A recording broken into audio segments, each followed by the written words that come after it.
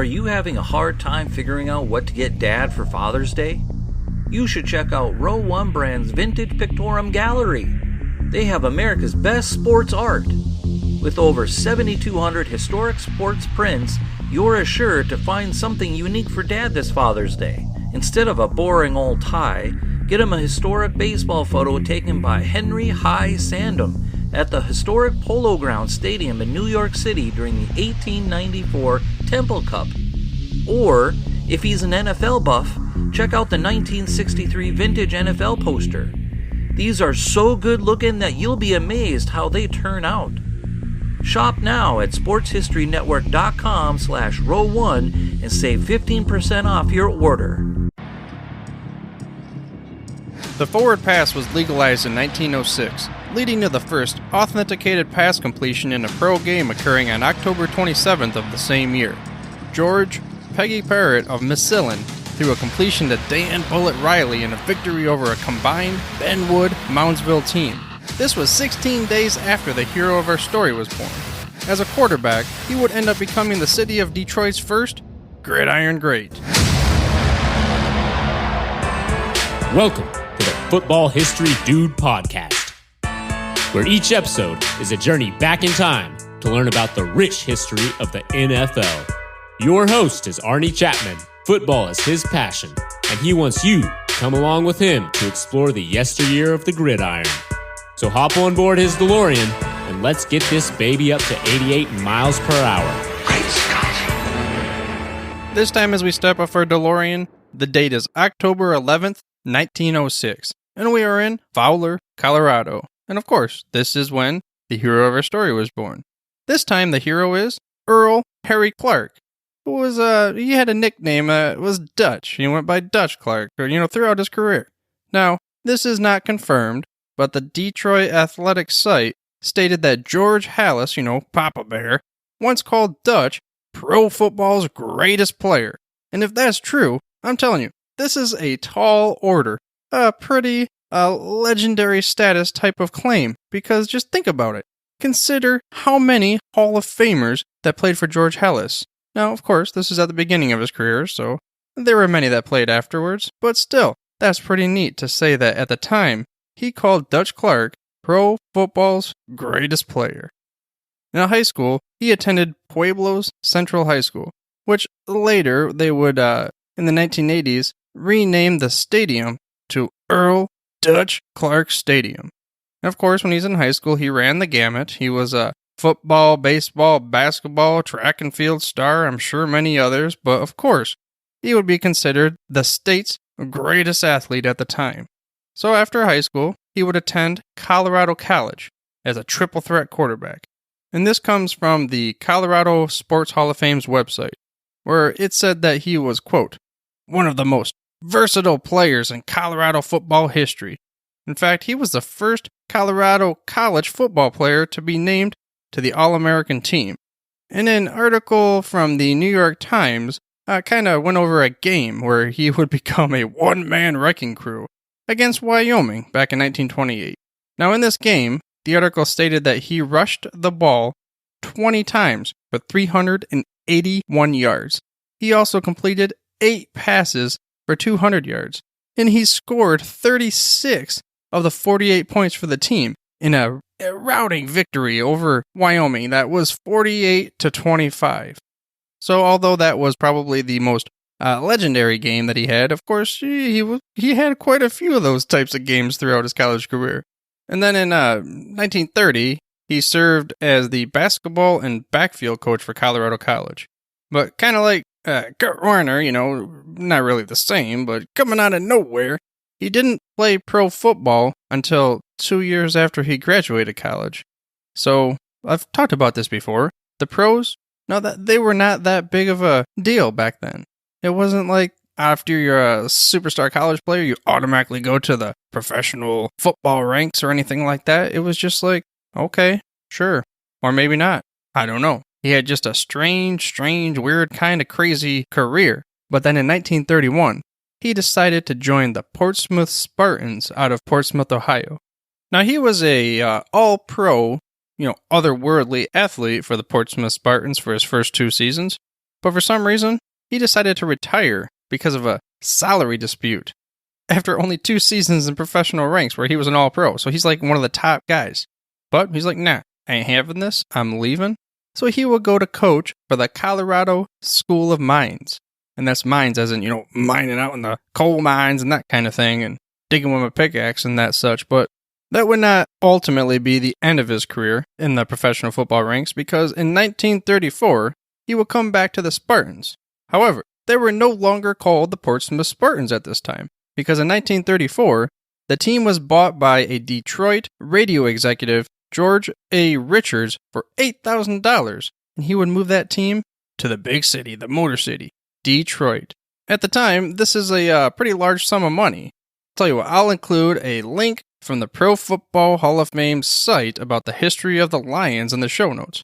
And by the way, you can find the show notes over at thefootballhistorydude.com, and also, I'd like to make sure you mash that little subscribe button on your podcast player of choice so you get the hottest, freshest out the press episodes each and every week. But getting back to Dutch Clark. Now Richards, like I said, the new owner of the Detroit Lions, he knew that he needed a star for his team. Someone that would take them kind of from the bottom of the league and this brand new team to ultimate glory. So, of course, in comes Dutch Clark. He would be the first star for his new team, considered the Detroit Lions' first Gridiron great. Now going back to this first game, where he played for the Detroit Lions, this was against the New York Giants. It was kind of more of a snooze fest, not a whole lot of scoring going on. In fact, it was a 9-0 victory over the New York Giants. So still, first NFL game for the Detroit Lions, they beat the New York Giants, 9-0. And it was a drop kick for a field goal in the third quarter by Mr. Dutch Clark. That was the first score ever for the Detroit Lions. And by the way, when I said triple threat player, it meant many things. And it didn't mean just passing and stuff like that and running. I mean, he also played defense and special teams. There was a quote from the Detroit Athletic describing him about as good as we can for the type of skill set that this individual had. And it goes as such.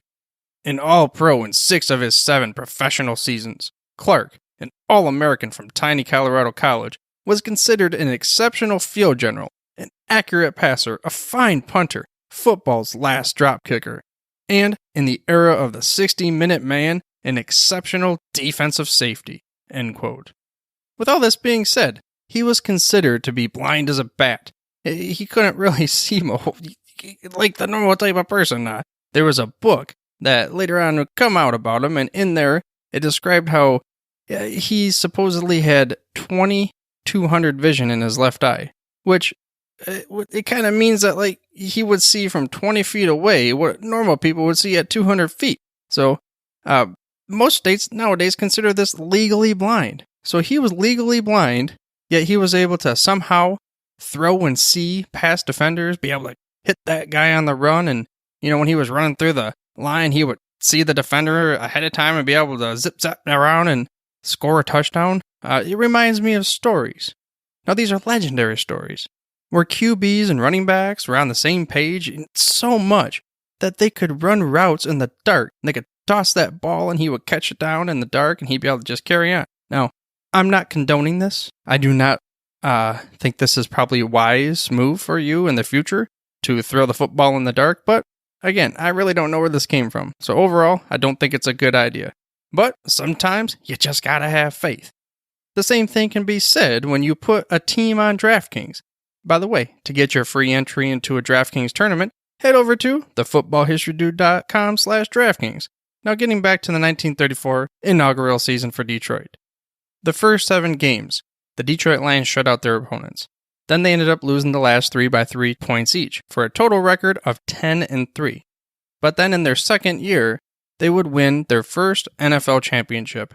And of course, Dutch Clark was the star. And he had a game in the championship that was highlighted by a spectacular 40-yard touchdown run. Now, among other things, he was considered the team's general for the famous infantry attack in Detroit. That referred to just the onslaught that they would have to you from an offensive perspective. He would lead them to a team rushing record in 1936 that would stand for 36 years. Now, I found a cool little newspaper clipping that came from that year of 1936 with a few quotes from various players. And the headline for this article went as such: Lions quarterback nearest approach to perfect player. And the first player that I wanted to give to you that had a quote, this quote came from Bronco Nagurski. I mean, we talked about this guy, just a hard-nosed, smash-mouth kind of player. But he had an interesting take on Earl Dutch Clark, and it went as such: He looks like the easiest man to tackle. The first time I tried it, I thought I'd break him in two. But when I closed my arms, all I was holding was air. And another one comes from Red Grange. Yep, Red Grange. We know that guy too. And he had a quote that went as such: He is the hardest man in football to tackle. His change of pace fools the best tacklers. Speaking of that article, it stated that he was 6 foot and 184 pounds, so he was a little bit lankier. But, like both of these guys say, he was the hardest guy to tackle in the NFL at the time.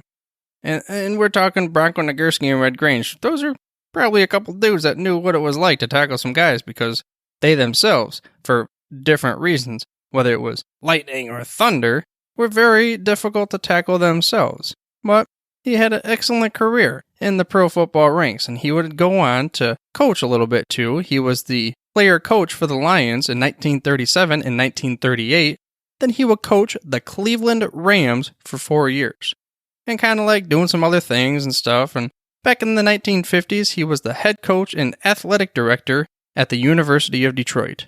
And he had a Hall of Fame career that was made official in 1963 with the inaugural class of the Pro Football Hall of Fame. And of course, college, his college, and other local Hall of Fames and such. But the culmination was the Pro Football Hall of Fame inductee of the inaugural class of 1963, where only 16 other guys could say that.